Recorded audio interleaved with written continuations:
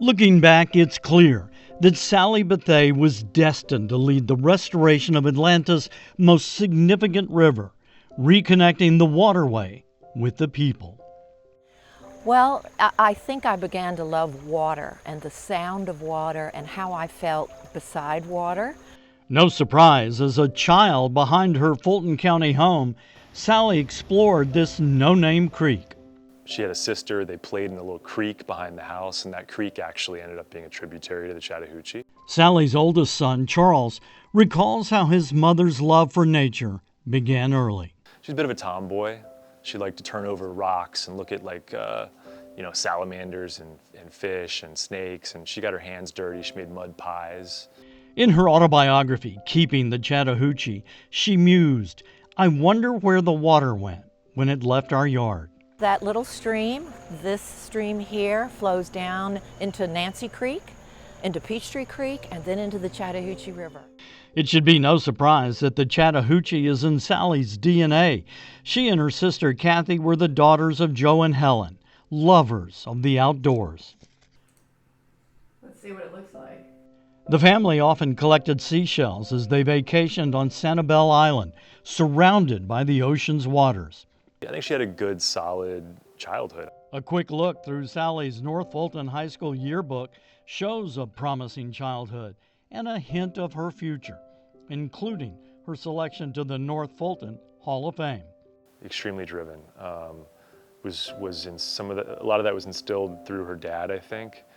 As Sally began raising two sons, at times as a single mom, she went back to school, volunteered with the Sierra Club, and later was selected by environmental activists Laura and Rutherford Seidel to run a newly created nonprofit, Upper Chattahoochee Riverkeeper. The job? Restore the badly polluted Chattahoochee. It's everybody's river and it's everybody's problem. But I have to imagine it was quite overwhelming for her. And she was a shy person, somebody who was always a hard worker, but I think the strength that she showed in starting this organization was a strength that she had to kind of like pull out of her. And she needed that strength. She once used the Georgia Open Records law to expose illegal creekside clear cutting by the city of Cumming, and the Riverkeepers filed a federal lawsuit against Atlanta for chronic sewage spills in the Chattahoochee. And they were irritants. I mean, there was a lot of tension. They were always cordial conversations, but they were tough conversations. I came to appreciate the advocacy of the Riverkeepers. Mayor Shirley Franklin inherited the Chattahoochee Riverkeeper lawsuit. She did everything she could to resolve the case, including putting names and phone numbers of elected officials on the city water bills and encouraging the public to call to help get funding. The public did that, and several of the systems crashed. A dozen years and some $3 billion later, the city's sewer problems were largely fixed.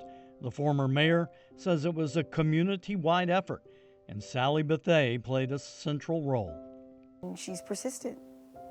She doesn't give up, but she's a straight shooter. You can rely on what she says. She's not only candid, she's honest. But Charles says that while his mother's role in changing the course of Atlanta's natural history was essential to her, it wasn't the only significant aspect of her life. Her life's work is definitely being a mom, but her work, when she became the Riverkeeper, that was her second identity, and it was an identity that was really important to her, right up there almost with being a mom. Tonight we celebrate Sally Bethea's tireless work as a riverkeeper and the legacy she leaves for future generations. A mother, a visionary, and a protector of the Chattahoochee. Her impact is as enduring as the waters she's fought to save.